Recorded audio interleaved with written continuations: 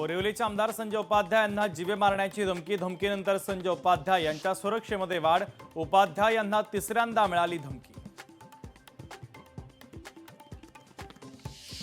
पालघरमध्ये शेकडो कोटींच्या जमिनीचा घोटाळा। 7 कोटी बाजार मूल्य असलेल्या सहकारी संस्थेच्या जमिनीची केवळ 70 लाखांना विक्री।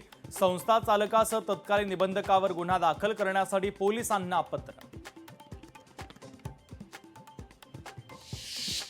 वर्ध्यामध्ये अवैध रेतीची वाहतूक करणाऱ्यावर पोलिसांची धडक कारवाई। 12 चक्का टिप्पर तर रेतीसह 25,70,000चा मुद्देमाल पोलिसांनी केला जप्त।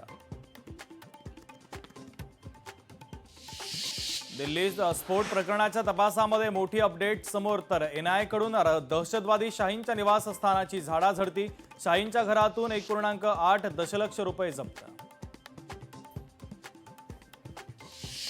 यवतमाळच्या वडकीतून जाणाऱ्या राष्ट्रीय महामार्गावर खड्डे। खड्ड्यांमुळे महामार्गावर अपघातांचं प्रमाण वाढलं। खड्ड्यांची डागडुजी करण्याची नागरिकांची मागणी। गोवा येथील 2 LED नौकांवर मत्स्य विभागाची कारवाई। नौका जप्त करत सर्जेकोट बंदरामध्ये ठेवण्यात आल्या।